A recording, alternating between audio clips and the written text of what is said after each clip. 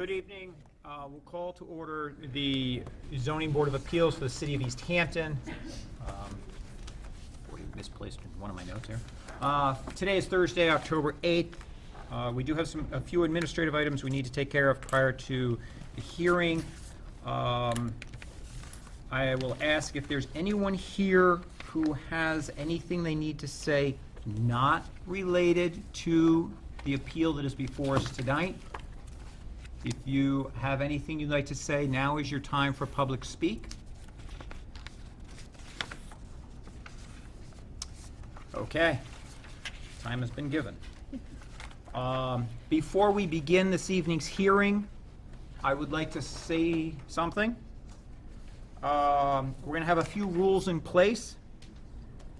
Number one, the public may speak in reference to the case that is being appealed and to the appeal only. You will each be limited to 5 minutes of speak time. If I or any member of the zoning board find that you are not speaking in direct reference to the appeal, you may be asked to stop, and your time will be finished. You may only speak once, unless asked a question by a member of the board. You will address the board, not another member in the audience. When you want to speak, we ask that you come up to the podium and that you speak from the podium after you've stated your name clearly, and if there's any spelling or anything that needs to be clarified, that is done. And then you may begin speaking, and your time will start then. We will conclude this evening at 9:30. If we are not finished, we will set a date and time for the meeting to be continued. Now, you may find these rules a little firm, but I will let you know now, as with all appointed boards in the city of Easthampton, we are volunteers. We give our time to try to help the city be what it is. So we ask that you respect the hearing and the decision that we render.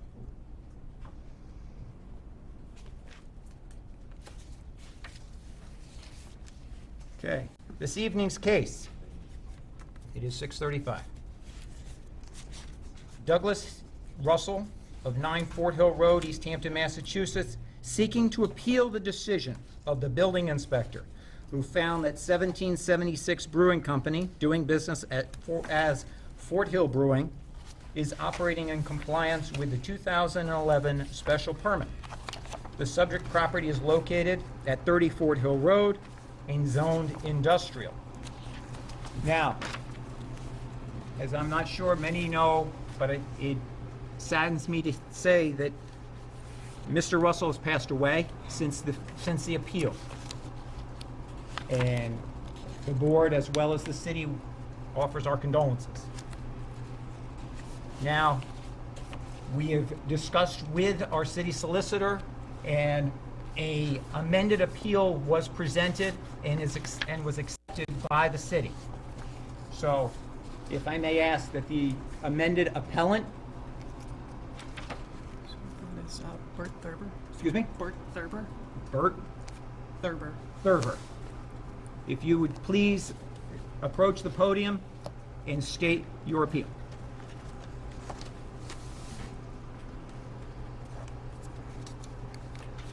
Can you keep time? Maggie can with the phone. Time? Is the initial appellant restricted to 5 minutes? No, this is, the public speaking is the 5 minutes. Bert Thurber, 11 Fort Hill Road, Easthampton. I speak tonight on behalf of Doug Russell, who was to have spoken on behalf of the 6 households on Fort Hill Road. We have all agreed and cooperated in this appeal. Doug was probably the leader in submitting this appeal, and for very good reason. The other 5 households have all lived on Fort Hill Road from before the time that the brewery was built. Doug Russell did not. Indeed, residents on Fort Hill Road have lived in Easthampton. We've only lived here for 8 or 10 years, but many of them have lived for decades, for generations in Easthampton. Not always on Fort Hill Road, of course. Doug, when he moved to Easthampton, saw the brewery down the road from the house he was considering buying, and he was concerned. So he went to the town offices and checked the records and read the special permit of 2011, which was quite clear, unambiguous, and hardly erroneous. He believed, therefore, he was protected in buying that house because that brewery would remain a brewery, brewing beer, but not entertaining, not selling retail on the property. Therefore, when in fact it has developed otherwise, Doug, even more than we, felt he had been betrayed because he had made the mistake of trusting what the town itself had pledged to do. Therefore, he led the way until he could no longer.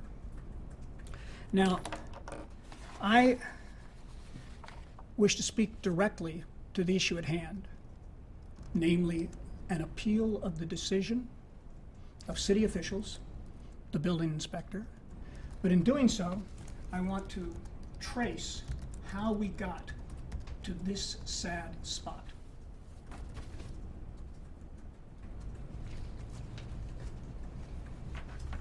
This is a chronology, to be sure, selected by us, so maybe you would be skeptical.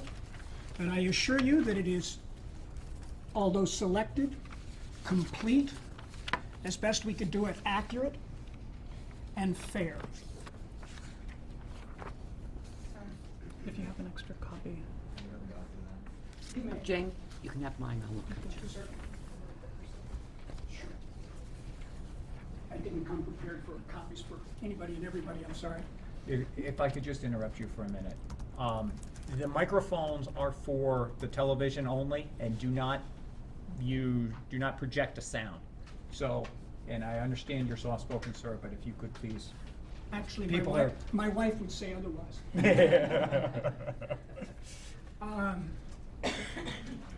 These are the basic documents which are under appeal tonight. I want you to be able to see exactly what we're talking about, word for word. I'm sorry, I have no copies. If you could, hold on just a sec. Go back to the podium, just hold on for a second. Okay, so what he just handed us Yes. is the email from Joe, If you I'm sorry, start, the if you email start on the to front Joe. page, it is 3 of the 6 households on Fort Hill Road filing formal complaints with the city building inspector to Yeah. request. I'm letting the people Oh, who I'm you sorry. weren't able to give copies to know what you just handed us. Okay. So it's some emails to the building inspector. The first one is from Mr. Russell, and it's dated 7/23/15. The second one is from John and Melissa Nibel, and it's dated July 23rd, 2015. The third one is from Joyce and Robert, and I'm, can you say that louder? You Okay. better know Polish if you live in this city. And from August 15th, 2015. And then the last one is the email from Joe. Yes, I'm sorry. It's the email from Mr. Russell of August 9th, following up with Joe Fidekin. I'm terrible with the pronunciation. Sorry. With Joe and his response back that's dated September 16th, 2015.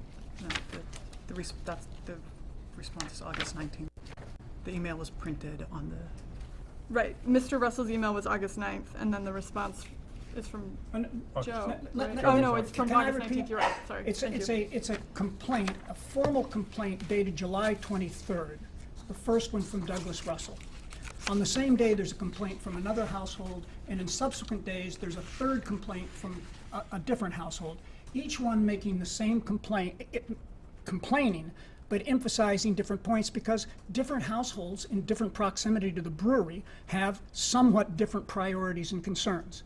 But we're all unhappy about what has happened. Okay? The fourth, and it just so happens that that letter, that brief email that you see from Doug Russell at the bottom, just printed out. It's not all that relevant. But is in fact, I have trouble with Polish too. I don't know how to pronounce the name of the building inspector, but nonetheless, it is his response. And we'll talk about when we get to that point. But those are the basic complaints, his decision, the decision which we're appealing tonight. But I now wish to go back and use this chronology to trace what has in fact happened. That's the reason we're complaining. This is a 3-page chronology. I assure you there's much more to it. It was far more detailed and complex when I started.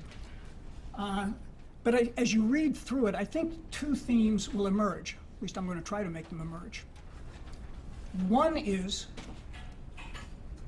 that despite our efforts to cooperate with and communicate with Eric Berzins in the development of this brewery, which we have always supported and never, ever threatened to close down.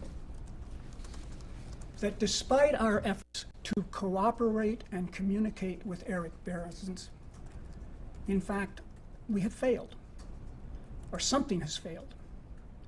And therefore, the failure of honest communication has led us to a position of distrust as well as frustration. This is not a personal matter. As Eric knows, I actually like him. I like his beer. I went to school in Munich, Germany. I've been to a lot of beer gardens. I've drunk a lot of lager beers.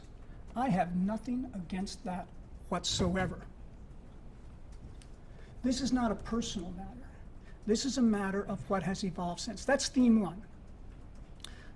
Our efforts to cooperate with, communicate with Eric Berzins, and our growing disappointment and distrust when we discovered what was really going on. The second theme is that when we realized that we had a problem here, we thought, naively, that we could go to the city government and point out the problem, and the city government would respond to its citizens and would help us to investigate what was going on here, whether it was confusion over ambiguities or whether it was outright contradictions. They would in fact cooperate with us, and we might be able to resolve the matter. We might in fact be able to arrive at some reasonable compromise. But just as we had been unable to get cooperation and honest communication from Eric, we could not get honest cooperation. We could not get cooperation. We could not get communication from the various offices of the city government to which we addressed the issues. By the way, I probably should save this for the conclusion, but this leads to a peculiar situation. The situation is one in which the brewer, in our eyes, exceeding the limits of his permits on more than one occasion, receives nothing but support from the city. And we, the residents of Fort Hill Road, who attempt to use the processes of government to communicate, cooperate, and resolve the issue, find that we meet a dead end. So we are disappointed both in the brewery and how it has expanded, and the city government and how it has supported that expansion, dismissed our concerns, and acted as if really there's no problem here. And of course there's a very real problem here. It all begins and ends, should end, with the special permit of September 28th, 2011. Many of us, most of the people from Fort Hill households and Mr. Berzins were present when the planning board made that decision. The brewer, Mr. Beresins, seems to have somehow not understood what it really said, and he seems to remember that meeting somewhat differently from the way we remember that meeting. Because how you read, understand, and enforce or do not enforce that special permit is the heart of the problem at the moment. This was a permit for a brewery, manufacturing, and processing facility. That's pretty straightforward English. A brewing and processing facility. It goes, I'm quoting, "The facility will produce and bottle alcoholic beverages and may host tours, but will not include a pub or retail component." I repeat what I said earlier. That's not ambiguous. That's not erroneous. That's not a mistake which someone didn't understand at the time and only discovered later. That was a clear statement and agreement at the time between the entrepreneur who wanted to have a brewery and the residents who lived nearby who wanted to support him in his effort as long as he remained within the parameters clearly stated in the special permit.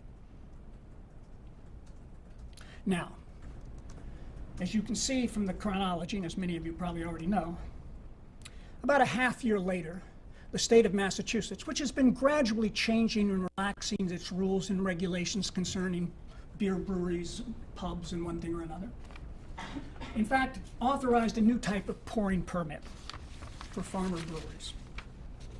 This created an option, an opportunity for any farm brewery to do what it before then had not been able to do. And the brewer at Fort Hill Brewery did not take long to act upon it. In October of 2014, the brewer submitted an application for one of these pouring licenses. And a month later, over a month later, the licensing board, in fact, issued this permit. A common victualler license to expose, keep for sale, and to sell to be drunk on the premises. It also stated that alcoholic beverages could be served. This was not just applying, this was in general to any such brewery operation, that it could be served from Monday through Saturday from 8 in the morning until 2 a.m. the following morning, and on Sundays from 11 a.m. to 1 p.m. This was a one-year license. Now, quite clearly, what a pouring permit would permit and what the brewer wanted to have exceeded what he was entitled to under the special permit that had been issued in 2011. Apparently, the licensing board, I want to believe they did not know, because if it's other than did not know, then they did not care. So let's work on the positive presumption. They did not know about the limits placed upon them by the special permit. Now, they should have known. Boards should be coordinated and there should be sufficient communication among the boards. However, I will admit that if you read carefully on the original September 28th, 2011 letter expressing the permission, it was not sent to the licensing board. I don't know why. Therefore, it seems quite possible, probable, that the licensing board did not know that they were giving a pouring permit that violated a special permit that created the opportunity for this brewery in the first place. Now, there were two bodies that could have informed that licensing board that there was a problem here. One was Mr. Beresins himself. He knew. Apparently, he told them nothing. The other were the residents of Fort Hill Road. We knew, but we didn't know about the meeting. I don't know about you, but maybe because you're a volunteer board, you regularly read all the legal notices in all of the newspapers. I do not, okay? And therefore, we did not see a legal notice stating that there was going to be a hearing. Moreover, if we had seen the legal notice, we might have skimmed right past it, because it does not, and this is a real point of ambiguity and confusion, it does not identify the brewery as being Fort Hill Brewery. It in fact identifies it as being the 1776 Brewing Company, which has become sort of interchangeable now in the minds and the words and the reports of everybody for Fort Hill Brewery. But if we read through it and saw 1776 Brewing Company, we would not have in fact recognized that they were talking, now, to be sure, it gave an address, if you want to read every line of the announcement. What's at fault here is that the city did not inform by mail.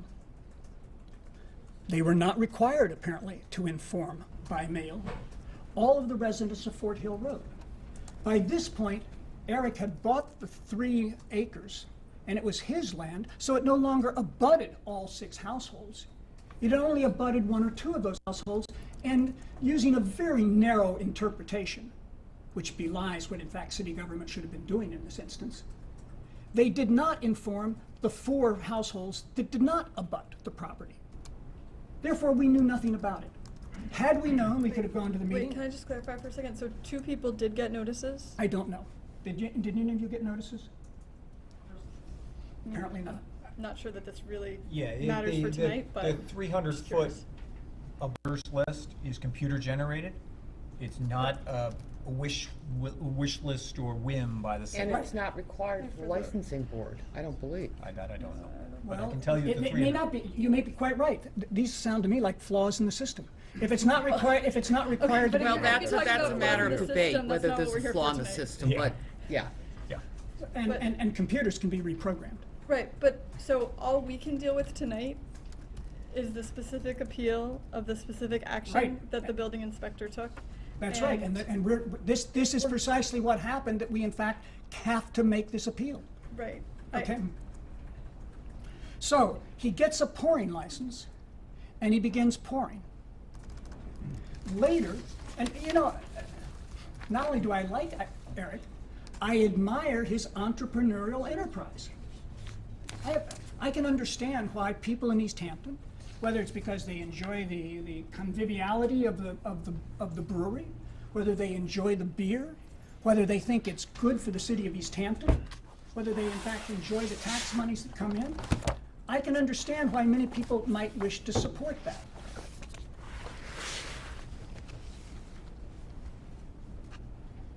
Eric then applies for an amendment to his special permit, not to be doing what he's already doing, but to do more of it, to have a beer garden.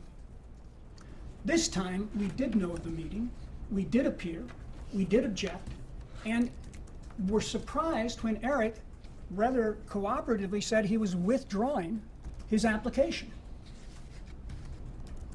despite the fact that some members of the board right there tried to talk him out of doing so.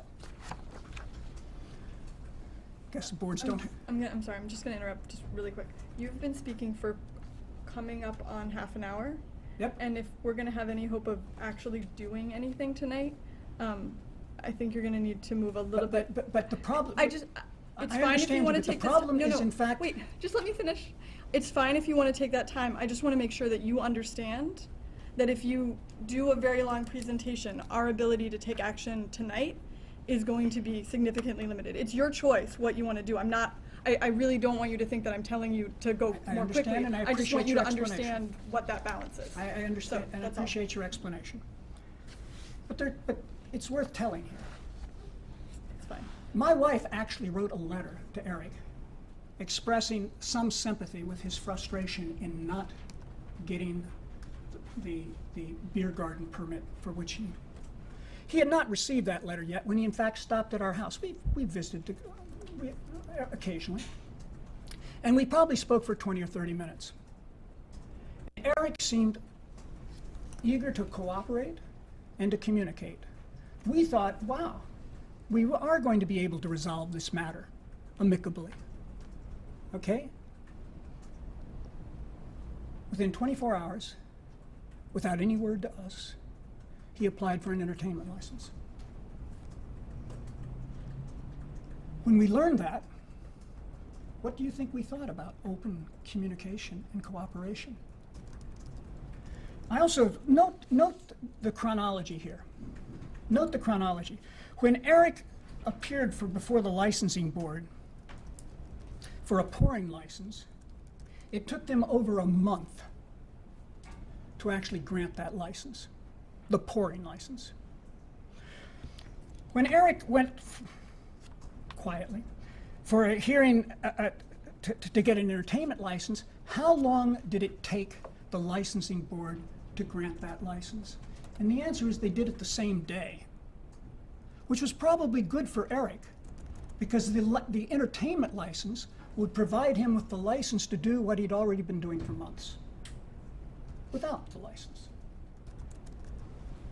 That is, having entertainment, having bands, having music. So, for whatever reason, the town thought it perhaps expedient to in fact approve it the same day that he applied for it, so that there could not be, so they, in a sense, could retroactively approve what had in fact already been going on.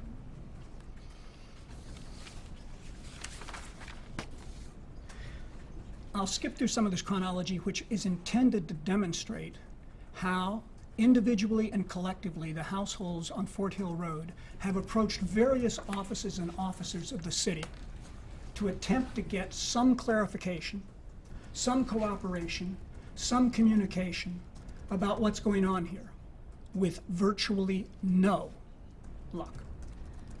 But let's go to the critical point. It's July 23rd. And I'll read what's here, since many of you don't have this. Douglas Russell, on behalf of neighbors, submits a formal written complaint to the Easthampton Building Commissioner. This is the complaint which will be denied, which we are now appealing tonight. We're right to the heart of the matter. And he argued that the brewery is not operating in compliance with the original 2011 special permit. That's always been our argument from the beginning. It'll be our argument at the end tonight. Other households also filed formal complaints.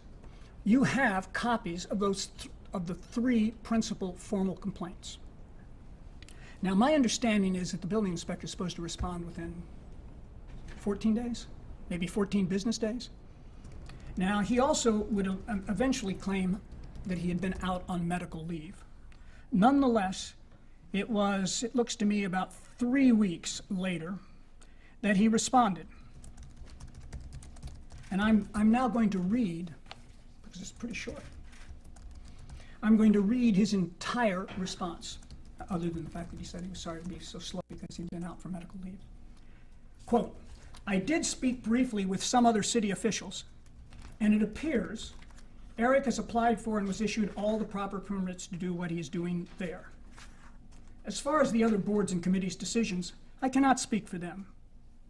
If your peace is being disturbed, you may wish to contact the police."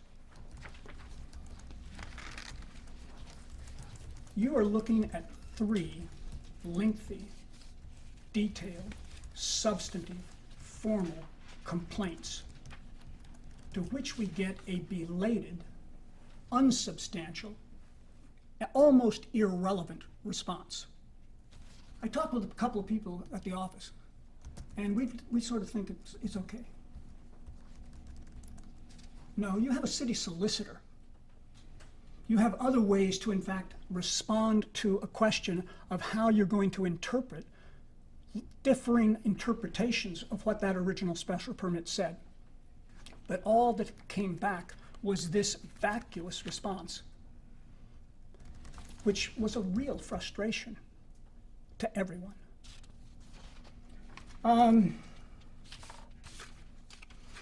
In the meantime, we continued to talk to the highway department, to the police.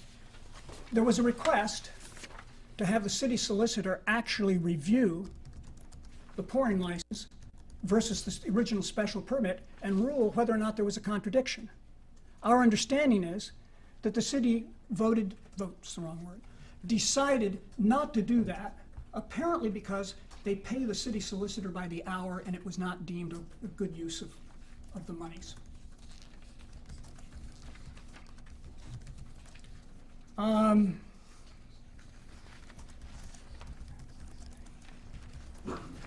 There's on here some more that it describes, particularly Doug's efforts to talk with the mayor, to talk again with the building inspector, to talk with various people, and to get some sort of response. I want to read one thing here, though, because I think because this is Doug speaking. Some of it's quote. In writing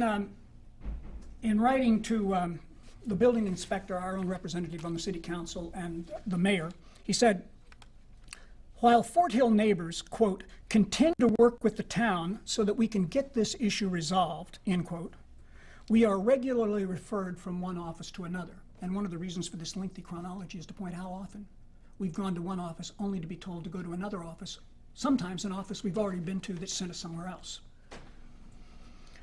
I'll skip over the mayor's response here. Maybe I shouldn't. It says, she responds in a letter to Doug, an email, I have no authority to change decisions of the planning board or the licensing board. But I don't think anyone ever requested that. What they requested was that there be communication among the various offices and boards of the city, and that there be clarification on the issue of whether or not these two decisions, a pouring license and the original special permit, were not in contradiction to one another. She did further say, however, and this does address an ambiguity that can be a source of confusion, quote, Mayor, quote, the city planner in my office spent many hours with the Alcoholic Beverage Commission regarding the determination between a pub license and a pouring license, which they deemed are not the same. And one of the ambiguities is going to be, in fact, what is a pub? What is a bar? What is a beer garden? What is a brewery? And of course, different people choose to interpret this in different ways. At the last, immediately upon getting that response, within hours, Doug filed a formal complaint, the complaint that brings us here tonight. He asked for a hearing before the Easthampton Zoning Board of Appeals on behalf of all 6 households living on the street.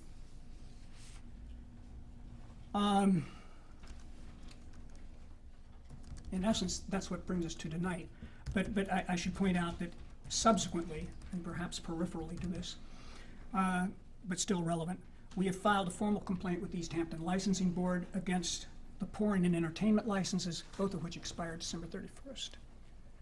But now let me review and finish. The problem here is that there are conflicting interests. There are people who have lived on that street, in that area. You all know the area well. You go to Arcadia, you go to Mount Tom Reservation. You know that is a quiet, tranquil, with the Oxbow, a quiet, tranquil portion of the city. That's why people chose to live there. Yes, it's part of it's zoned industrial. By the way, when I first moved here and I checked with the city planner why it was zoned industrial, I thought that was strange. He said, probably off the top of his head, and I'm sure he wouldn't want to be held to it, but he said, well, you know, that they just sort of zoned a lot of the land along the old railroad tracks industrial. Well, the railroad's long since gone. And that explanation for why an area is zoned industrial, although it may still be zoned industrial, it's no longer really so pertinent. So we have this tranquil area.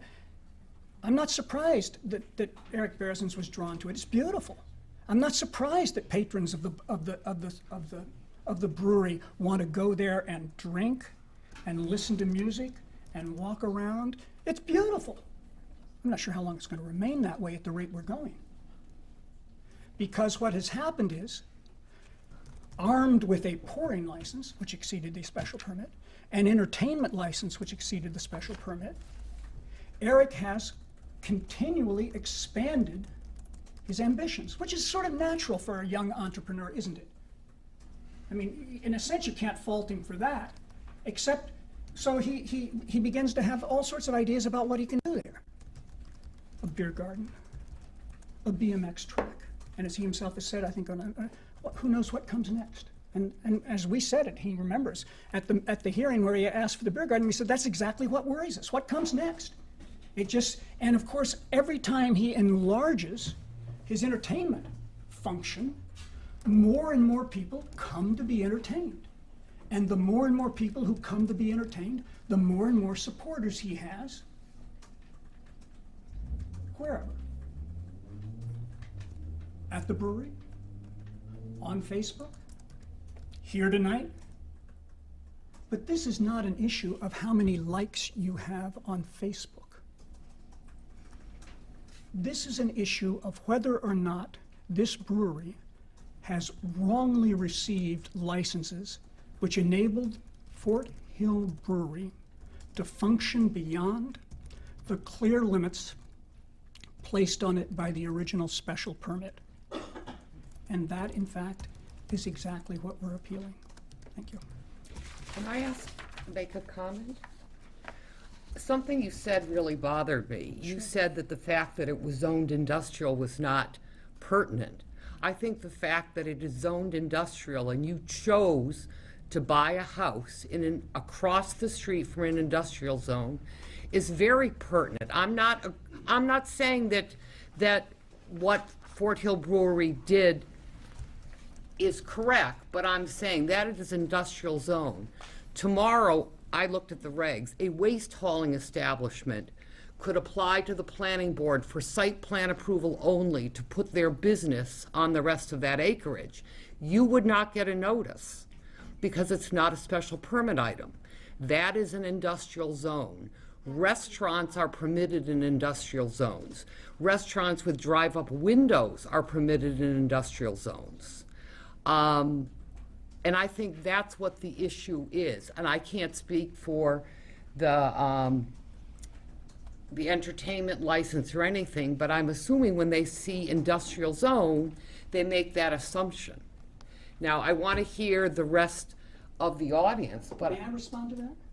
can I just, one more, can I give an opinion? Well, you're a little premature on Okay. giving your opinion. All right, well then I'll hold on. Yes, you can say something. You're quite right. You're quite right. All I was saying was that apparently the original intent for why to zone an area industrial is no longer relevant. Right, but it remains is that. zoned industrial, so the property owner has a right. And if a wastewater or trash hauling company were to place itself down there, I'm not too worried about that happening, because Eric would be up here with me arguing against it. But it's not a public hearing item, you wouldn't legally have a say. That's all I'm saying is that if that were to happen. I think we're getting a little off topic. I just want to circle back around, because there was one thing that you said that I just want to respond to early, and that is, you made a comment about that part of what we're here for is to see whether those other licenses are inconsistent with the special permit. That's actually not really what we can do. Like, what we can do is we can see whether the special permit is inconsistent with the approach that Joe took in his letter, because what's being appealed is Joe's decision not to enforce the special permit. We don't actually have anything to do with the alcohol licensing. We're just looking at the special permit. So I understand that for you those things are like intricately connected and that they don't seem like they can be separated, but we really only look at the special permit. And so, if there's some issue with the licensing board stuff, like that's... if we keep separating everything from everything, we will continue with the same lack of coordination and consistency, which has plagued this problem from the beginning. I'm not actually sure that that's true. And we can certainly, we'll be discussing that later. And but I am sure that we as a board, as the zoning board, we absolutely have no authority over the Alcoholic Beverages Commission and their licenses. That much I am sure of. So I understand that you feel like there's been a lack of coordination, but I don't... Wait a minute. The building inspector's response was precisely to deny that there was an inconsistency between the two. That was the basis of his response, and we are appealing it. I think what he's actually saying is that he doesn't think that their use was inconsistent with the special permit. That's what I just said. No, that's actually not what you just said. You said that it was that he was saying that the permits were not inconsistent with one another. He's saying that their use was not inconsistent with the special permit. And that's exactly what we're going to be addressing here with this hearing. And if I may say, if you look at his letter, if you want to call it that, it leaves much room for ambiguity. I would say that the whole thing is pretty vacuous and ambiguous. But I'm that's sh- why we're here. I'm sure that when we get to the point where we're able to deliberate, we will discuss in depth, and we'll be looking very specifically at the original special permit, and that language is what's gonna be grounding our decision, because really, what we're here to do is interpret that and see whether the interpretation that we come up with is consistent or inconsistent with the action that Joe took. But we're not gonna be looking to see whether it's consistent or inconsistent with the permits that the alcohol licensing board issued, because they permit things, but only if, it's layered. It's not like if you don't have the special permit, you're allowed to do it. If we say that the special permit doesn't allow it, it's not allowed. If we say that the special permit allows it, then it's allowed under the special permit, not because of the licensing board. They have to answer to the licensing board for those other things, but the special permit is what governs whether it's allowed as a use of the property. So there's a little bit of a chicken-egg situation here. I recognize there's, you're feeling like they shouldn't have been able to go to the licensing boards if they didn't have a special permit that allowed it. On the other hand, you gotta start somewhere. Like, you've gotta get your first permit and then go and get your next permit. And ultimately, at the end of the day, when you go to Joe, he's looking at the special permit, and that's what we're gonna be looking at here tonight, or next time. Good, because that's precisely the basis of our appeal. The special permit should be the governing document That- for the decision. On that, we definitely agree. Yes. Thank you. All right. Okay. Are we moving on to public speak time now? I guess at this I've point. got a timer. Oh, you've got the time. I've got the timer. Okay. Do you want to give Yeah, the I think. defendant a chance? Oh, to- yeah. I, at this point, we are gonna ask that, Fort Hill Brewery, as a defendant of the appeal that's in case, be given the right to state their case. Do we have a representative from Fort Hill? Anyone? Gonna give her longer than 5 minutes. Yes. Thanks. That we will grant you longer than 5 minutes, yes.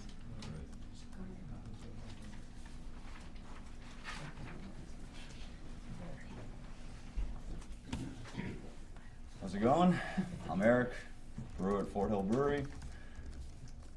I'm a little nervous to be here. A lot of smiling faces, a lot of not so smiling faces. But anyways, I guess long story short, I operate in one of the most highly regulated businesses in the United States.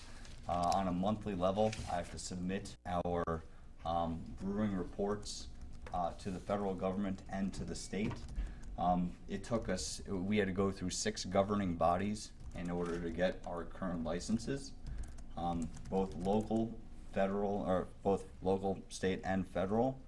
And it's been sort of a mixed match throughout the bodies. And I'm pleased to say that in our opinion, we have been operating within a legal matter. We started out with a special permit, then we went off to the state, then we went off to the federal government, then we came back to the local government, then we went back to the state, then we came back to the local government. And honestly, like, I'm sort of bummed out. Like, we've been, we understand that we're in, a beautiful part of Easthampton, and it is zoned industrial, and I guess I'd like to think that through our actions, we've really been trying to become neighbors with the neighbors. Our hours are very limited. We operate between 4 and 7 on Thursdays and Fridays, and 3 and 6 on, or 4 and 7 on Thursdays and Fridays, and 2 to 6 on Saturdays. We've had complaints about our glycol chiller. It is a refrigeration unit that is on the corner of our building, and unfortunately, I guess the way that our building was designed with one of our neighbors, like, it just created like it was amazing the amount of sound that was bouncing off our building into our neighbor's property. So I was approached by the neighbor, and although we tried to tend to it as soon as possible, we built a fence around the glycol chiller, a 12-foot fence around the chiller in order to dampen the noise. This evidently was not enough, and I can accept that. I enjoy a peaceful night's sleep as well. So later on, when we had the financial means, we invested about $6,200 in order to dampen the noise from the glycol chiller. This wasn't a request by the town. This wasn't a request. It was a request by the neighbor, and we really did try to listen to it. So that being said, I mean, it sort of sucks to stand up here and be like, we get the cops called on us every Friday and Saturday, and like, I'm trying not to be a criminal here, like, but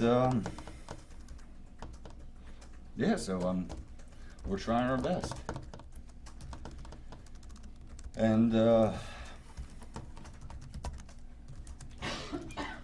through all the licenses, yes, like sometimes when I come in, originally it's pretty damn difficult to figure out, like, in order to start a brewery, like, who you have to apply to, especially when it's first local, then state, then federal. So, long story, I'm a little bummed out that we couldn't come to an agreement, and I hope we can.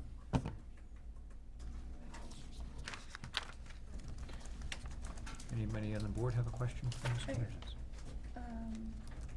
Maggie? I do, actually. Okay.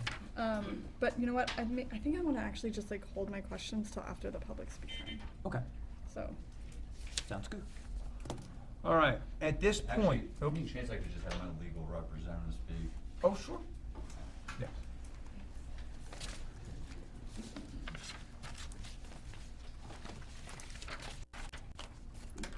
Hi, I'm Rebecca Tebow. I'm from Doherty, Wallace, Pillsbury, and Murphy. I'm an attorney, and I'm here on behalf of Fort Hill Brewery, representing a little bit more of the legal argument. My first point is just to, more for the record basis, is respectfully that we disagree that Mr. Thurber has legal authority to pursue the late Mr. Russell's claim, but I'm going to move on from that because we're obviously all here and we're moving forward with the hearing. The complaint posed to Mr. Feidenkevitz was that Fort Hill was violating the conditions of its special permit. The permit itself had in there language regarding that the facility would produce and bottle beverages, it may host tours, but will not include a pub or retail component. We support the building commissioner's decision that Fort Hill is not in violation of the conditions of special permit. Fort Hill has a tasting room in its facility. When it applied for its special permit, it included plans, it had to do traffic studies or data or analysis. It included, as part of the plans, a delineation of the facility that the brewery was. It's over 10,000 square feet. It includes a tasting room, which is approximately 250 square feet. I needed a calculator. Even with those easy numbers, it's about 2.5% of the overall facility. It's completely typical of any brewery, particularly craft breweries now licensed with that farmer brewer's license in Massachusetts, to have a tasting room.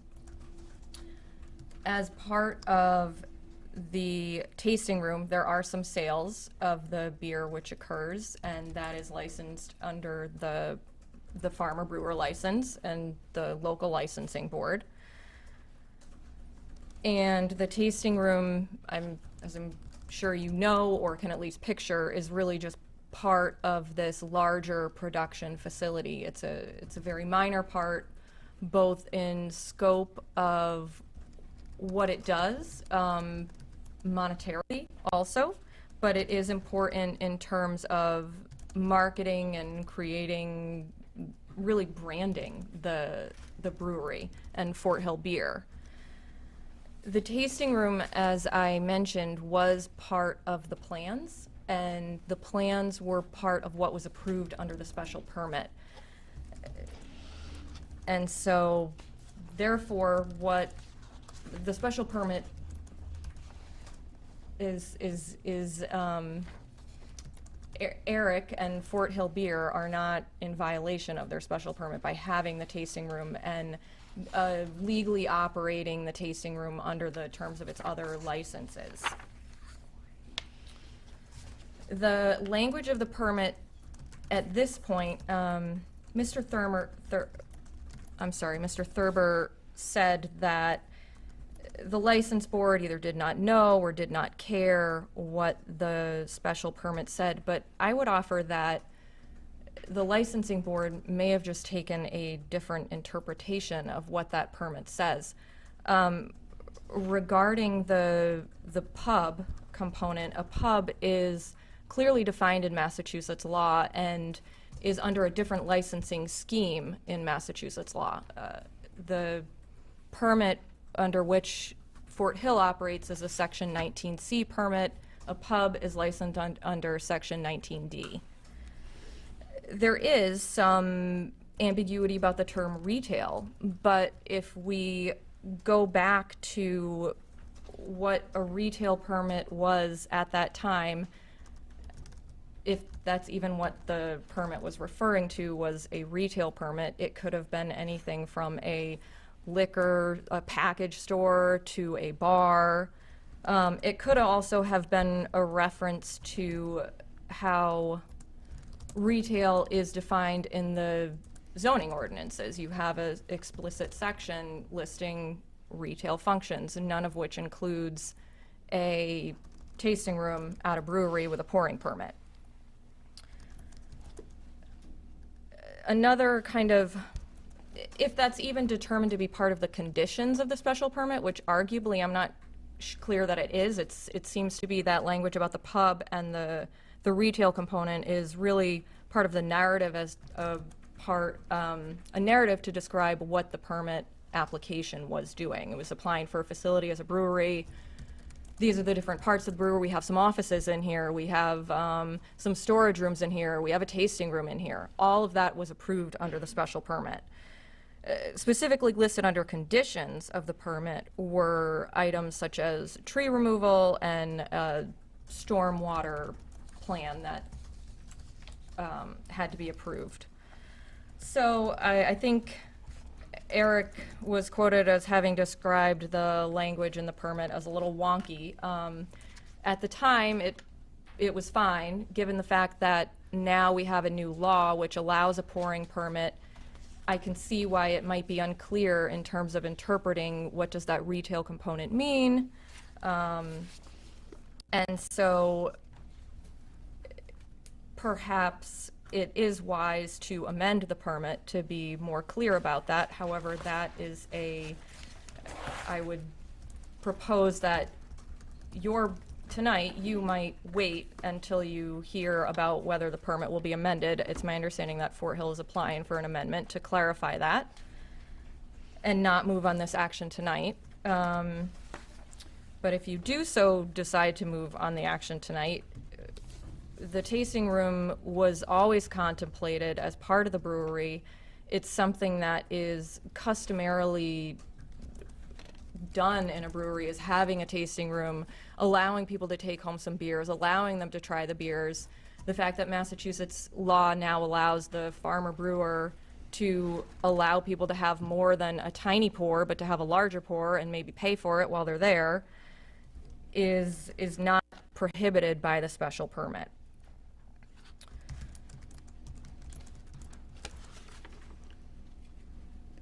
I think that's all I have.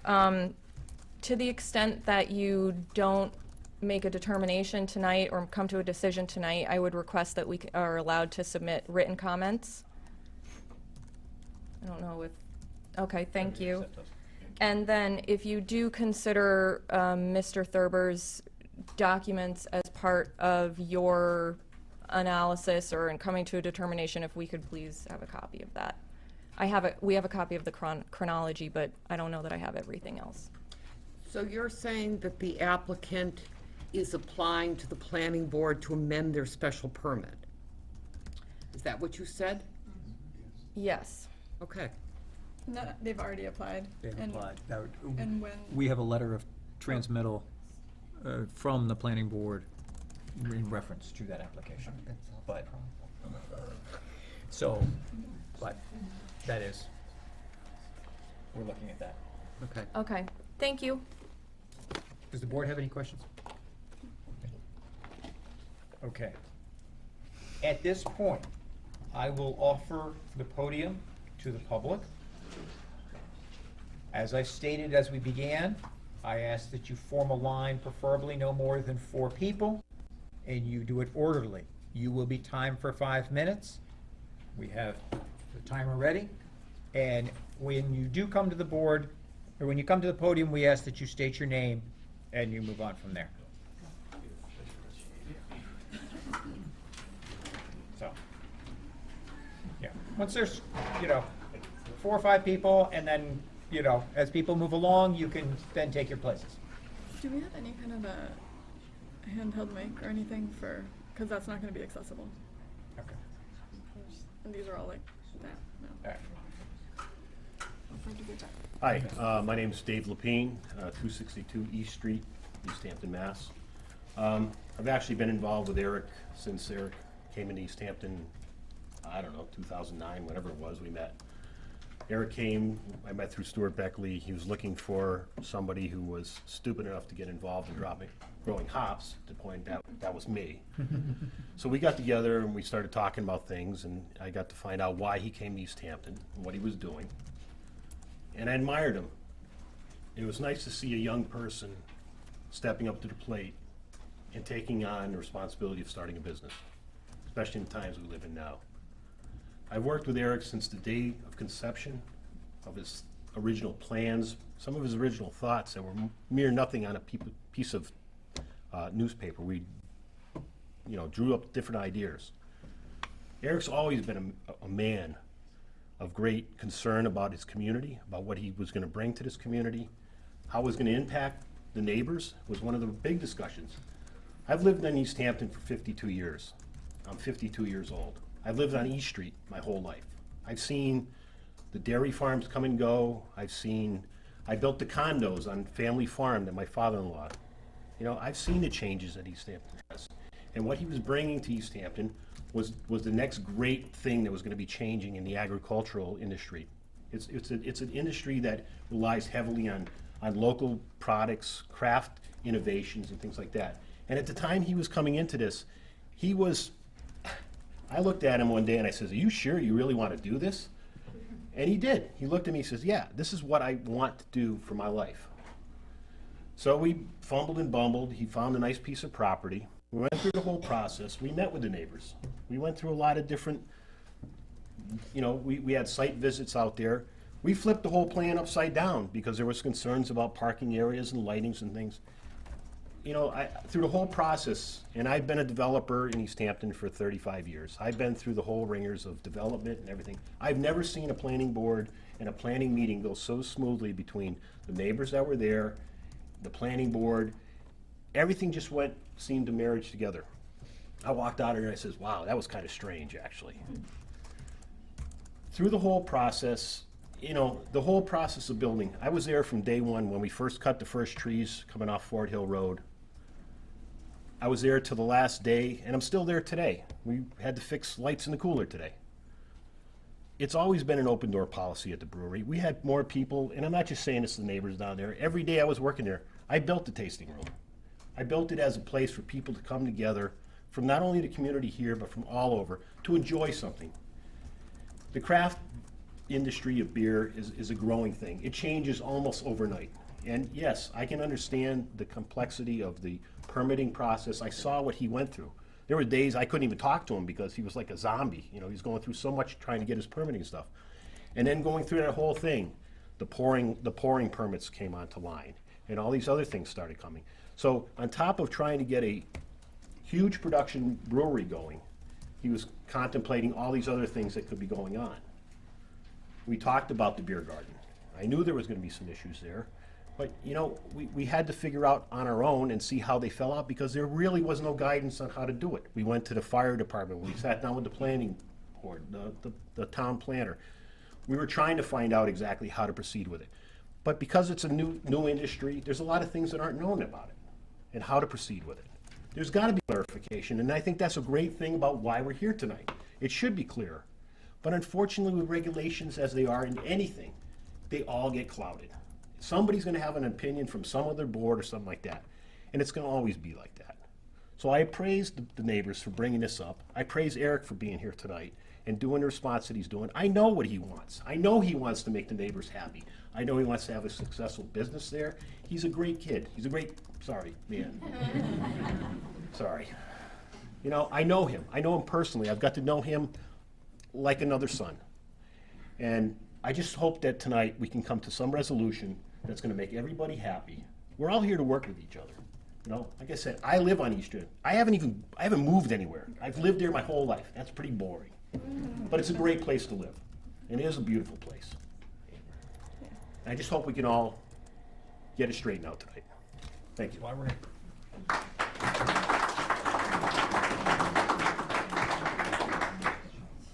Good evening. Dan Rist, Easthampton City Council. I want to thank you as volunteers. I know how hard it is. I'm kind of a volunteer myself, but I do get a little fee. But it is difficult in government to take action on these controversial matters, and I really want to thank you, and I hope this doesn't scare you away from coming back to us. I am not here to speak for the City Council. I'm here to speak as a councilor and to defend government and to defend what I hope is a business-friendly government. I am here to defend Fort Hill.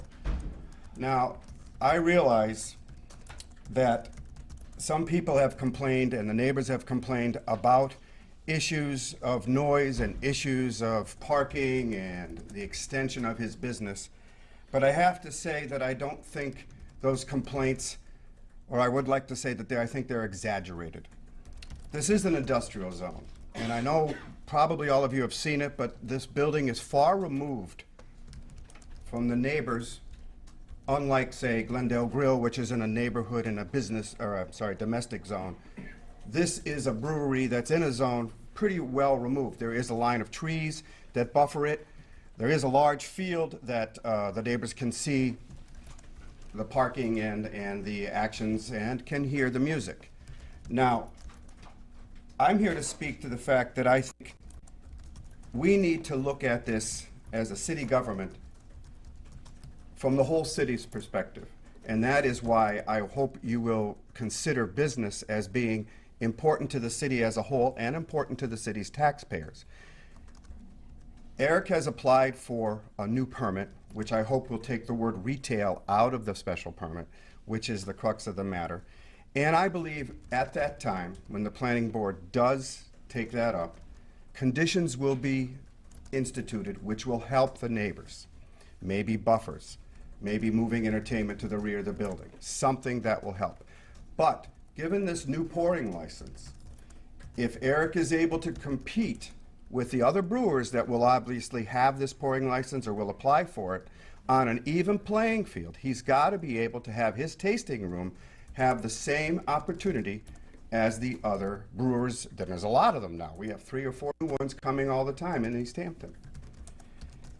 I would argue that it's not a pub, it certainly isn't a bar, and it's only open 3 days a week, as Eric said, till 7 o'clock at the latest, 6 o'clock on Saturdays. It's not open late. As was mentioned by the legal attorney, there is before the planning board an amended permit. I ask you this evening to consider tabling any action until that permit is reviewed, and the neighbors and everybody can come to that meeting, and that's the proper place for this to be settled.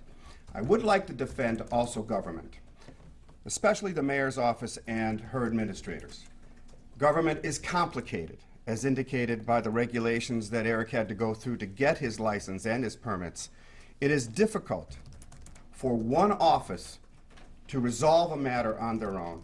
The proper procedure was met. They finally the neighbors went to our building inspector, and as his action was not in their favor, they came to you.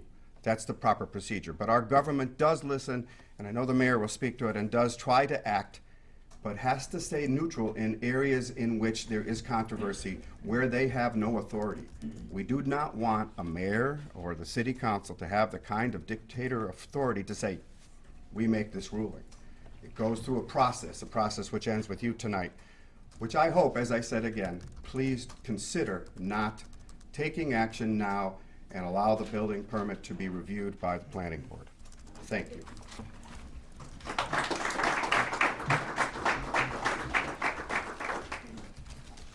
Hello, I'm Tom Kozel from 172 East Street. I sold Eric the property on which the brewery lies, so I am in a butter. I get all the letters. I attend all the meetings. And I just wanted to paint a picture and expand upon Fort Hill Road. I, as others here, have lived in Easthampton all my life, so I've seen the change. And I think that people have to accept change, even though it's hard sometimes. You have to accept change. I can remember when I was a kid, where the 6 neighbors live, our cows used to cross the train tracks and graze there.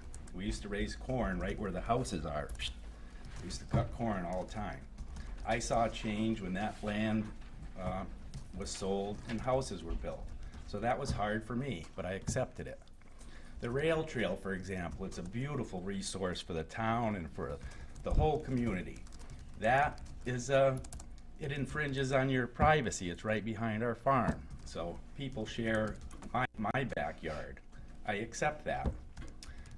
I wanted to point out that I read the letter that the Thurbers had in the Gazette, so I understand your concerns. But Fort Hill Road is far from a tranquil rural town road that it used to be. When I was a kid, it was a tranquil road. You could count on one hand how many cars went up and down. But now it seems that your concerns were noise and traffic. So who uses Fort Hill Road? The Arcadia vans, the Arcadia buses, the ski club patrons who come down and watch ski shows, the Rod and Gun Club members, the Meadows people that live down below, go back and forth to work. The 6 neighbors, their own utility people, propane trucks, oil trucks, everyone uses Fort Hill Road. It's far from a quiet rural road anymore. It is beautiful and I enjoy living there, but I wanted to point that out. Also about noise. I can sit at my house and sure, I hear the music once in a while from the brewery, and they're good. They're rocking and rolling down there. They're selling beer. We want that brewery to be successful. Eric needs to get out to the public, engage with the public, have people come down, tell their friends to sell his product. Without having that little bit of part-time entertainment, how can he expect to get out there? How do you get out into the marketplace? Go to town and Vine and look in there, and there's so many beers that, God, how can you pick one? So as a community, as a town, we want him to be successful. So he has a little bit of traffic, and I think it's a very small amount of traffic compared to what I mentioned with the Arcadia, the ski club, the Rod and Gun Club. So I don't want to use up too much time, so I was going to move on to the noise. On Friday nights, I love to go once in a while to Mill Pond, listen to a band down there, polka band especially, and I can hear that from my house on East Street. It doesn't bother me. You can hear motorboats on the Oxbow. I can hear the rumble strip on Route 91 rumbling by. Palmer Paving. You can hear the backup beepers day and night at Palmer Paving. Sometimes I hear them in the morning. They don't wake me up, but I hear them beep, beep, beep. So you have the community and the neighborhood sounds. One more minute. I'm just letting you know you have 1 more minute. 1 minute? Yeah. Oh, how about a 2-minute warning? So anyway,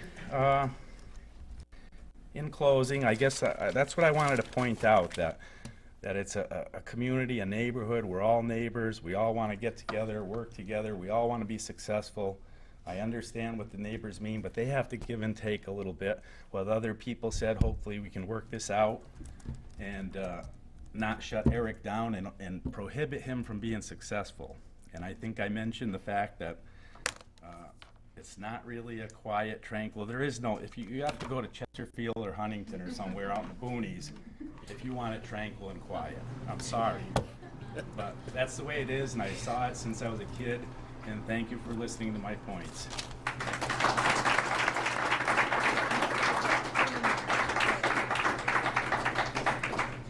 Hey, I can try to raise my chair a little bit, but I don't know if this is going to reach the Sit on the side. You can come off to the side, that's. Yeah, you don't need to be the podium, but, All right. We on television? yeah. We move the podium out of the way. Yep. Hi, my name is Cindy Chamberlain. I live close to the brewery on 5 Arthur Street. I want to first of all reiterate what the gentleman that just spoke, because I think he kind of nailed a lot of points that I was going to make about the fact that Easthampton has changed a lot, and the place where the brewery is not the idyllic rural area that the neighbors portray it to be. I have, I walk on the rail trail all the time, or wheel on the rail trail all the time, and I can tell you how many times those cars speed by on Fort Hill Road, and that was before the brewery was there. So I don't think that the traffic and speeding, yes, there'll be more cars during the limited hours that they have, but I don't think that that is a huge problem. I don't think the noise is a huge problem either. I think the gentleman also spoke to, we do get used to noise. When I moved into my house on 5 Arthur Street in the 80s, I was very naive, I must admit. I thought, oh, this is a beautiful rural area. I didn't even realize, that's how naive I was, that I was moving into a industrial residential zone. And I had an issue with it at first. I had an issue with, there used to be a Labrie where Pomper Paving is, because there were so many trucks that would go up and down the street, and a lot of noise, and R&R window was there too, and it was frustrating at first. And I attended a couple meetings, but you know what? I got to know the neighbors, and I got to know Bob Labrie. I got to know the people that have small businesses on my street. They're very, very considerate people. They've posted signs so that the traffic is lower speed on my street, and they limit the noise. I accept the fact that I live in an industrial residential zone, and I don't really have a problem with it. And I also have to say, my mouth is getting dry, but I just don't get it. I don't get what the big concern is, because the hours are so limited, and I do like to go to the brewery. I feel very accepted there. I don't think there's a lot of places. It's not a bar. It's a kind of a community place. It's great to me that you can go have a beer and listen to live music. The music right now has been outside, which is wonderful because you get to look at the mountain and be outside, and it's just a great vibe there. People from all ages and walks of life go. And you don't see that in many places. People don't go there to get drunk. And I can tell you one thing, right when the time comes where they close, they stop selling beer. And people leave. Some people might linger on the grounds because it's so beautiful, but I just don't get what's going on with the neighbors. I think that they need to accept the fact that they live where they live. And I think there's only 3 households that are complaining. I think or 6 households. I don't see any of those other people here speaking out, but I know that Doug. I'm We're sorry. not speaking to each other, just speak to us. I know that Doug- I wasn't saying you weren't. I Doug, just reminded who I everyone. knew, who lived on the street, was a very nice man, and he's deceased unfortunately, who filed the complaint originally, so 1 minute warning. I agree with the lawyer that that shouldn't even be up to the table at this point. So I guess what I'm saying is I support the brewery, and I think that the grievances are unfounded, because I think Eric, the type of person he is, which everybody else has portrayed, goes way out of his way to make this business green, hospitable, and successful, is what we want here in Easthampton. Thank you.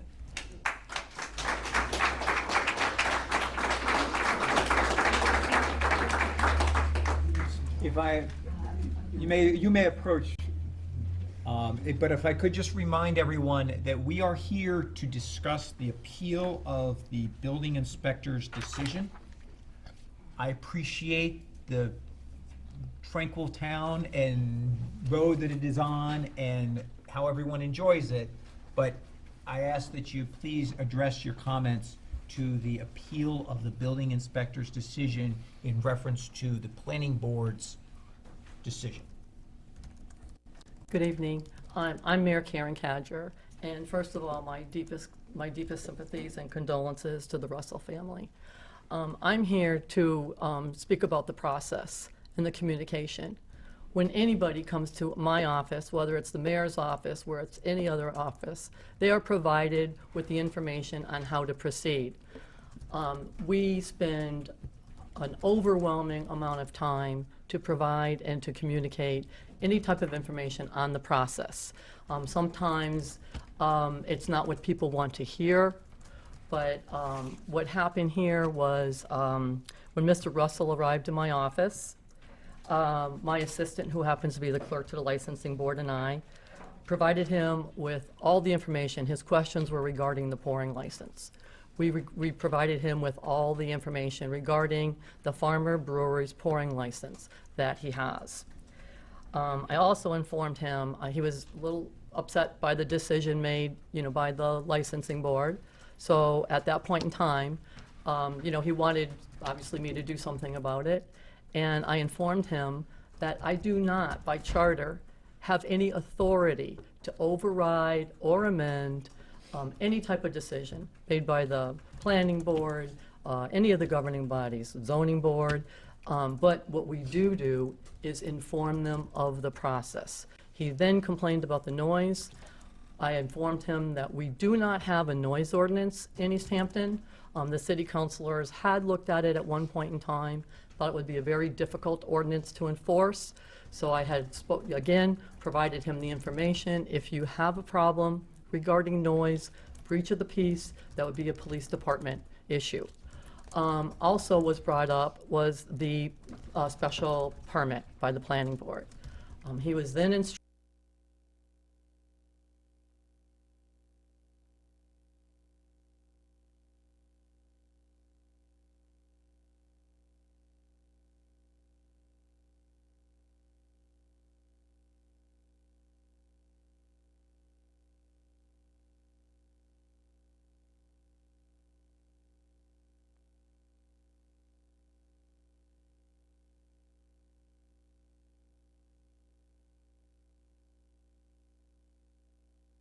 our city planner went above and beyond, like she always does, like all of our offices do, to provide the information on how, where to proceed from there.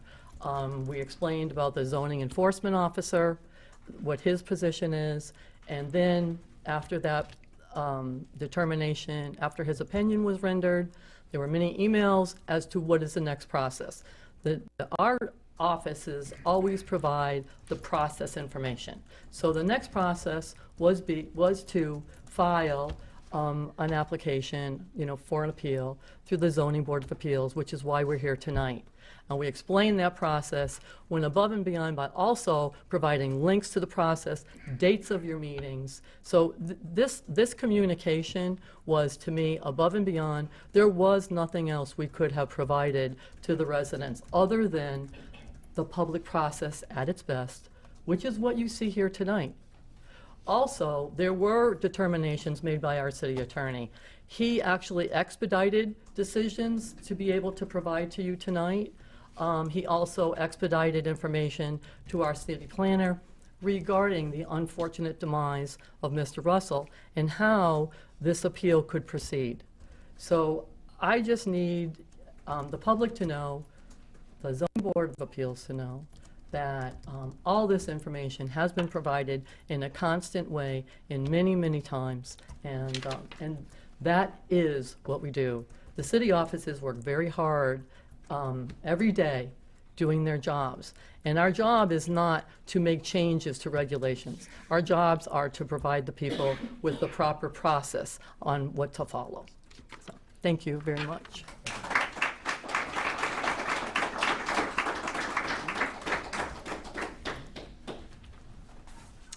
Good evening, ladies and gentlemen. My name is Maureen Beliveau. I'm the Executive Director of the Greater Easthampton Chamber of Commerce. As Fort Hill has become important to our city's economic growth and as a chamber member, I stand here before you in their support. Although there's no doubt there are issues before you which are in need of resolution, I ask that you consider the following as you work your way through these proceedings. They have grown, perhaps to their surprise, not only to a local but as a regional destination. This is important. Drawing in more visitors who will spend their money here within our local economy. Fort Hill is a shining example of an economic development story here in the city of Easthampton. And through this accomplishment, they have demonstrated to other potential businesses that indeed business can thrive here, drawing more business, leading to increased economic vitality. Again, understanding issues need to be resolved. I ask that you take into consideration these critical points as you deliberate on the item at hand. Fort Hill has not only become an important part of our community, but an important contributor to our economic landscape. And I thank you.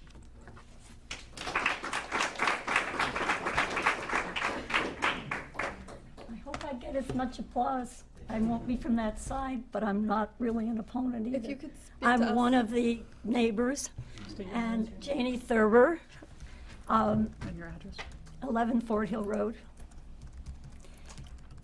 The people who have spoken before me have not really stuck to the special permit, so therefore I am going to, mainly because they had prepared things, right?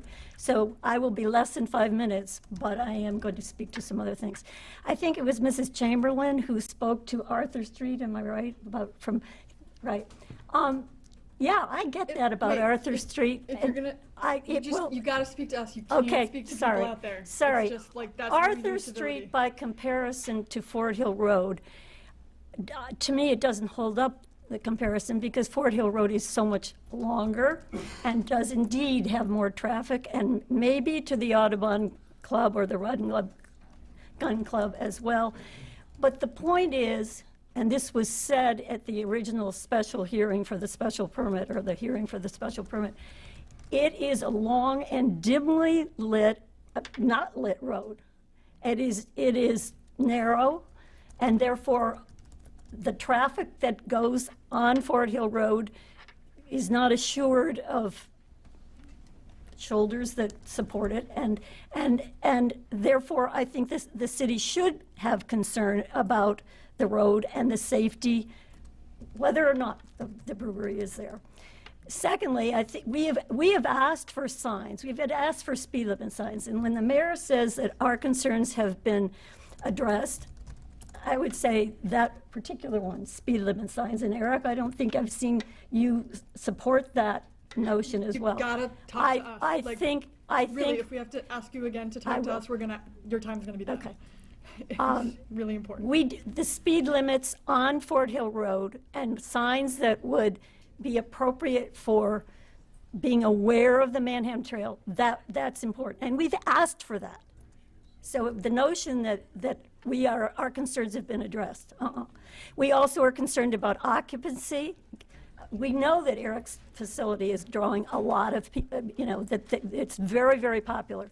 But we really do question whether a building such as it is can facilitate the numbers that he sometimes draws. And if it's going to be getting bigger and bigger, then, even more of a concern. Never once did we challenge the tasting tours. I think that was a misconception. And in addition, the notion, okay, you're going to stop me. The notion that no one should be replacing, I think that Eric's legal counsel suggested that only Mr. Russell should be making the appeal. I thought there was some question about that implied. His widow, in fact, gave Mr. Thurber the permission to do that, and it was approved by the city government. Thank you.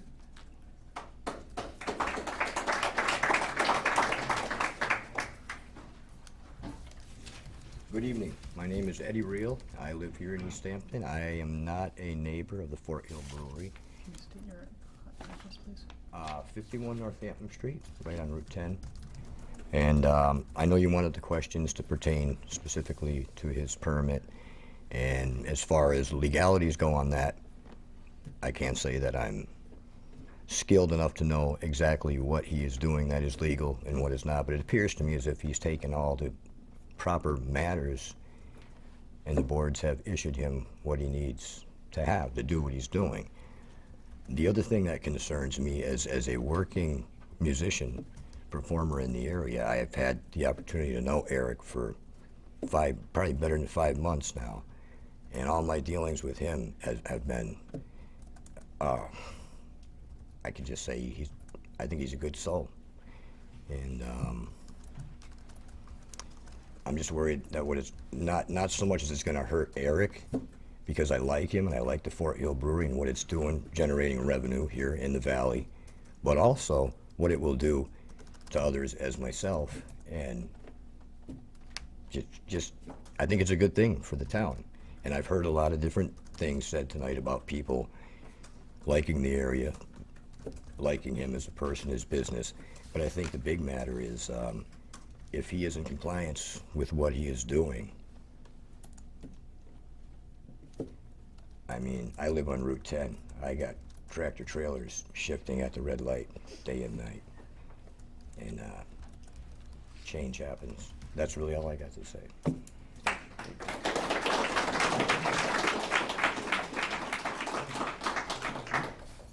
I'm not really good at speaking in front of people. I am Kathy Trueheart. I'm from 13 Fort Hill Road. And I've been here since the 70s. My husband and his family's been here since the 1800s. My mother lives out in the plains. It's a very congested area, and I knew that. When me and my husband were looking for a place to live, we decided on Fort Hill Road. We bought the house brand new. It was a beautiful place to raise my daughter, quiet, tranquil. I mean, yeah, we get some noise, but not like we're getting now. When they first applied, I said, oh, great. They said they weren't going to be a bar or a pub, or they weren't going to be noisy. It was just going to be, they were going to be growing hops. They're going to be making beer and stuff like that. And I said, oh, that's good. You know, beautiful barn. The place is gorgeous. Don't get me wrong. But the problem I'm having is my husband gets up at 4:30 in the morning. He comes home at 5:30. He expects supper, and he'd like some peace and quiet. We sit down to eat. We have to turn our TV up to 40 decibels volume to be able to listen to our TV and not the brewery. Isn't there supposed to be a residential buffer zone between residential and us? Industrial, we don't have that. And I thought it was not supposed to be a retail component. I thought it was going to be a nice, I've gone to breweries. They're nice, they're quiet, you go into them, you taste their beer or their wine. The wine's great. But, you know, you go into those places, it's nice, it's tranquil, there's not these loud bands. And the alcohol license that he has is supposed to be inside the brewery. I got pictures of people walking around their cars holding beers, holding their glasses of drinking them outside. That's not part of the license. So if he doesn't have to follow that one, why follow this one? You guys' rules don't seem to matter to them, and I guess we don't matter either by the sounds of this. Thank you.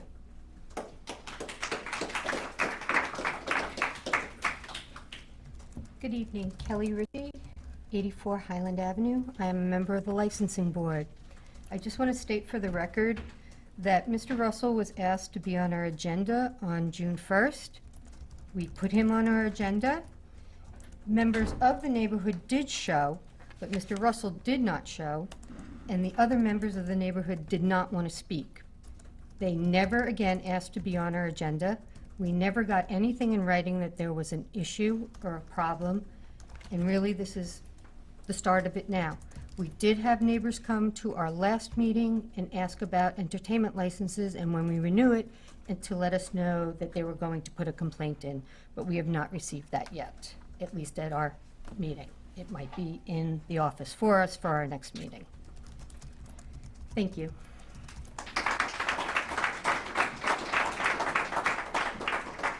Hello there, John Casey Douglas, 18 Clifford Street. As a license holder myself, I had a lot of help from the licensing committee, the city, when I needed to get a license. A lot of conversations, a lot of questions.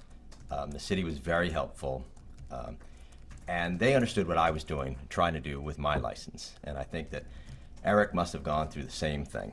A lot of conversations. And I imagine that his license came down to very few words, but I imagine his understanding of what he was going to do was clear in his head, and I'm sure he expressed that along the point. As a special permit holder, I applied for a special permit for my house to be built, and that was not easy either. But the city put me through the process. The planning board flatly rejected my plan, of which I had to file appeal, or go through an appeal, of which they changed their mind. That also had a lot of conversation, and but got boiled down to permission to build a single-family home on a non-conforming lot. So I imagine there was a lot of conversation going on about how his place became evolved.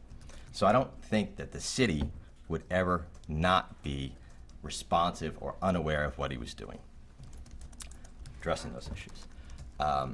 As a business owner, things change. Things take time. My understanding of the scope of the brewery is that he's not going to pay his bills back by serving beer out of the beer room. His money's going to come back by large cases of beer and a lot of kegs. But as a business owner, I understand cash flow is so important, and that's the fastest way for him to generate sales and start paying his debt is by selling it directly to the public. So don't think that he went guns a-blazing 4 or 5 years ago to say the tasting room is going to be my home run. It evolved into what can I make the cash flow work. So that's what he's focusing on now, and I think that if that's his long-term goal, he's not going to be very successful. He's got a lot of debt to pay back, and he's got these massive tanks to brew large quantities of beer. I'm sure that's the original business plan. Things evolved. That's what it is. So I just want to say that I think that the process has been clear all along. I've been to the licensing board many times, and there are times when you need to notify abutters, and it's very clear. And if it is the process that failed these neighbors, then so be it. That's the failure, not his actions. And if the neighbor wants to address things like him serving alcohol outside the premises, I could say that that's something that probably needs to be addressed. He serves inside, and if he's got multiple doors or inability to control the crowd, then that's an issue. It's like somebody smoking on my property, the restaurant. It's not allowable. It's happened before. I've been given a notice, and we've addressed it. So there are minor complaints that can be addressed, but this is a major issue to have this thing resolved, and I'm sure you'll do just fine. Thank you.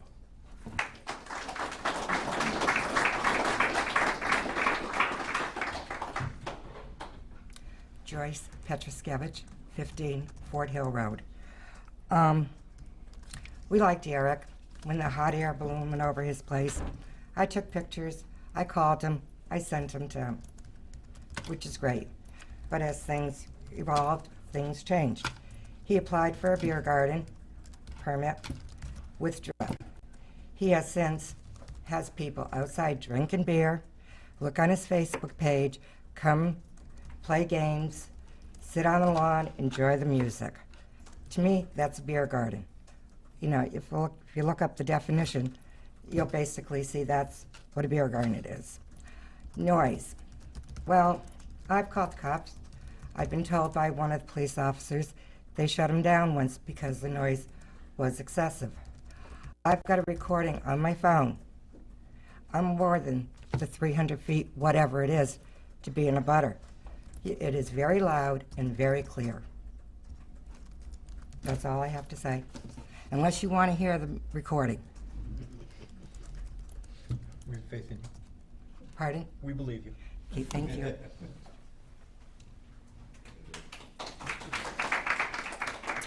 Salem Derby, Precinct 4 City Councilor, Chair of the Ordinance Subcommittee, but I'm here in a role as a citizen tonight.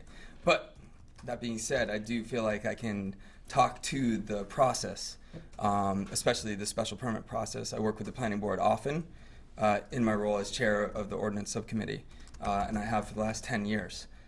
So I know that the special permit process is a detailed process, and it's more than just the words that end up in the final special permit at the end.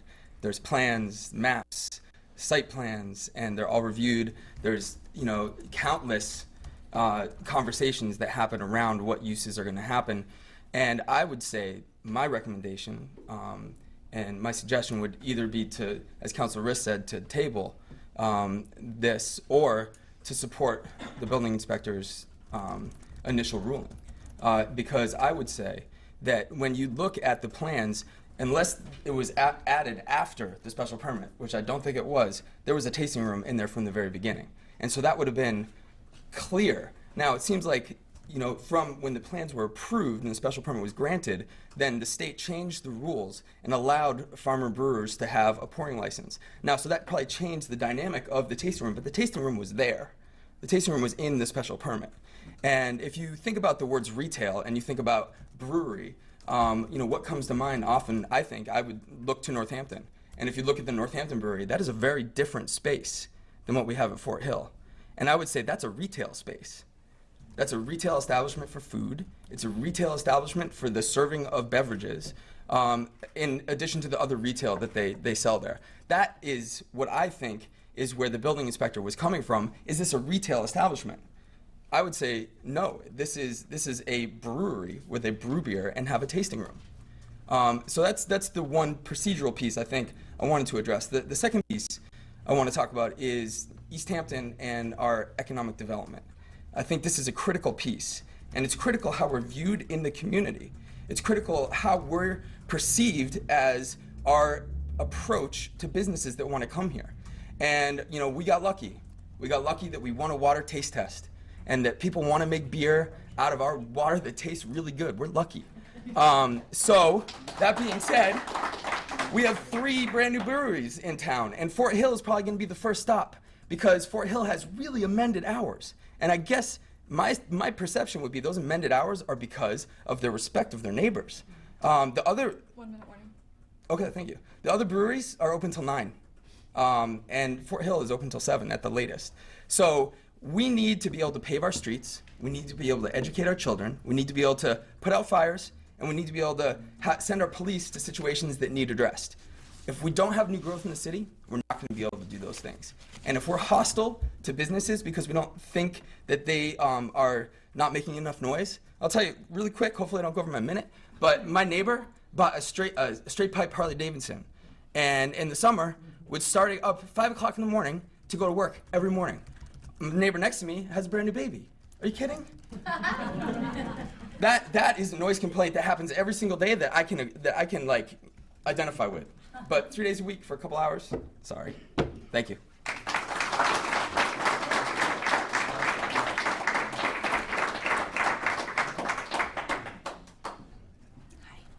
Melissa Knievel, 17 Fort Hill Road. I think at issue with a special permit is probably the interpretation and potentially the intent of the planning board for the interpretation of pub and retail. We did have a great opportunity to meet with the planning board and was able to voice our concerns, and we really felt that we were heard. And that was the reason why they put those limits in the special permit. So I would also agree that perhaps going back to the planning board with the amended permit application can clear up what the intent of that planning board was for those limits of the pub. Whether we're talking about a brewing pub license, I don't think that was really what the intent of that was. It was the establishment and the use of the property as a pub, drinking the beer on the premises. And the use of the entertainment only encourages people to continue to stay and continue to drink on the premises. With the issue with noise, while it's great that a lot of people are able to enjoy the entertainment, and it is great to go to an outside venue, the area, unfortunately, the enjoyment that people realize with that entertainment and being able to have a great environment to see the outside and the mountain, unfortunately, it comes at the detriment to the enjoyment of my own home. And with the noise from the cooler, that enjoyment of my home is impacted 24 hours a day and 7 days a week. So that's all I have to say. Thanks.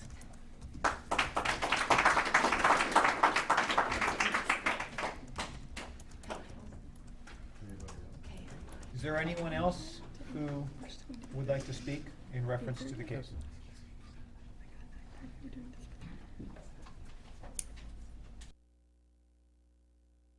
Till 9:30, because we started at 6:30. We started at 6:30. Yes. He said You said 9:30. I don't 9:30. think we need to go that long. I think normally we go till 8:30. I was going to say, did I say 9:30? I Yes, meant you said- 8:30. It's funny, I was sitting here scratching my head going, why did I say that? Because I didn't write it down. Good. No, we'll be done by 8:00. Well, I just, because it's 8:15 now. Okay. Is there anyone else who would like to speak in reference to this? Okay. All right. At this point, can I get a motion to? I like the suggestion that we just table this for tonight. When are they on the planning board? Because that was going to be my initial suggestion. Before we even go to that, can you tell us what things you have there that we haven't gotten yet? Don't you have like Oh. transmittals from other? Sure, I have, we will interject with them the transmittal from other departments. We have a zoning board of appeal, the planning department has a site plan approval for 156 Northampton Street. Oh wait, I thought you said we had other. Is there other stuff for Yeah. like related to this? Yep, Is what I was okay, asking. so then we'll just go right to this one. We have a special permit amendment application for 30 Fort Hill Road. Please review the attached application as received by the planning board for special permit amendment for the Fort Hill Brewery. Does it say when they're going to be hearing? October 27th is the meeting. October 27th. Thanks, John. Okay. Because of that, I would recommend we table this and continue the public hearing and keep it open until next month. Because I think that's the proper route to go, is to go back to the planning board and have them clarify the special permit and what their intent was. Okay, that's fine with me.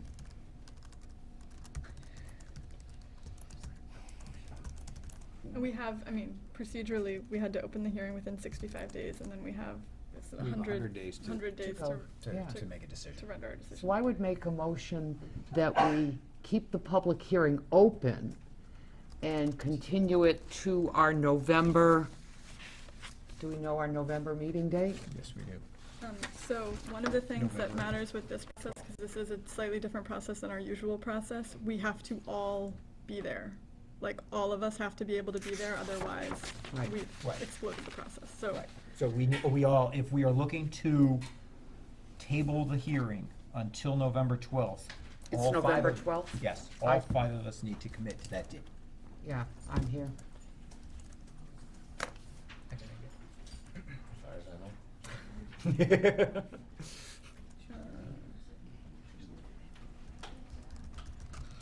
yes, I can be here. Yes, you can. And All right. So if that's the case, would you like to make a motion then? I make a motion that we table the application of Douglas Russell, Fort Hill Road, keep the public hearing open until our November 12th public hearing to give the applicant opportunity to go back to the planning board to discuss amending the special permit. Should I say, will the meeting be held in this room or downstairs? 50 Payson Ave, and we'll put signs on the doors. Okay, the meeting will be held at 50 Payson Ave at 6:30. A second. Okay, we have a motion and second. All in favor? Aye.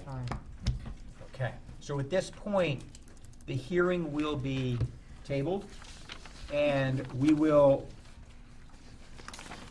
finish this hearing on November 12th, 2015 at 6:30, pending the outcome of the planning board's visit of an amended application. We thank you all for your interest and Civic participation. participation. Civic engagement? We're fans of Yes. civic engagement.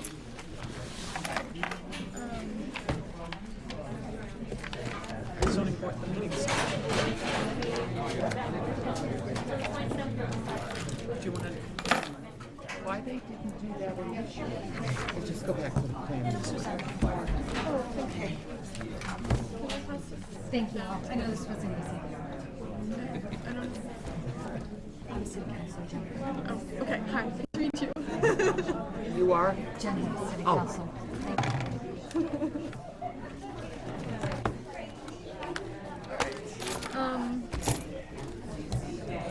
So wait, do we need to look at those other ones? Yeah, we have other ones we need to look at. Yeah, so let's do that real quick. Okay. Call it, so everyone's. Okay. So if you guys can take your conversations outside, we've just got a couple other things that we have to do. We that have to are finish our unrelated. meeting.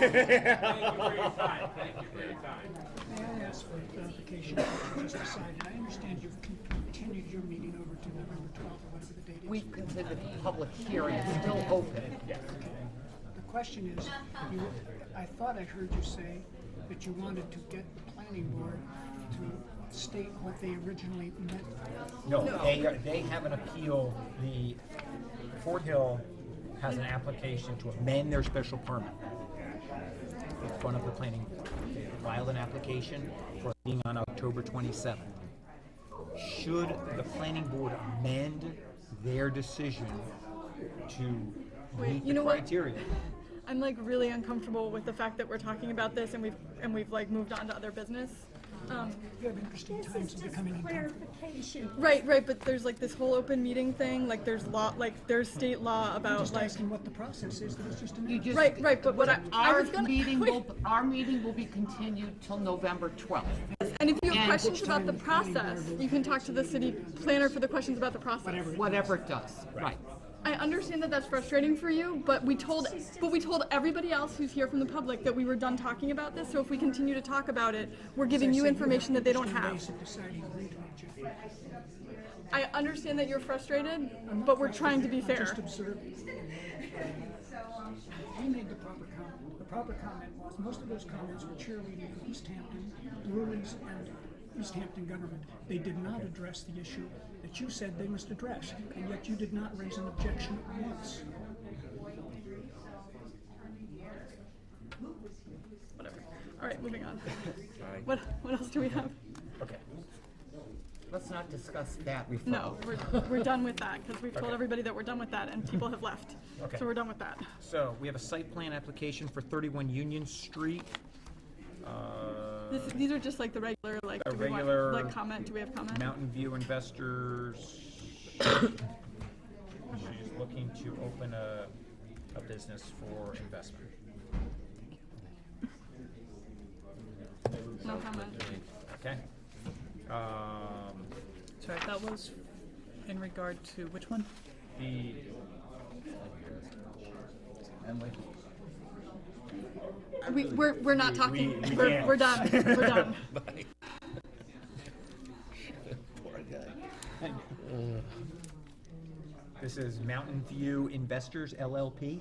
What's the address for the Oh, property? the address is, the new address is looking to be 31 Union Street. Okay, thank you.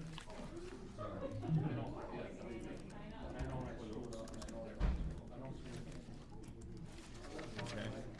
And you guys, and there's And then there's No also. No comment on that one? Yeah, we have no comment on that. Site plan application for 156 Northampton Street. Oh, is that the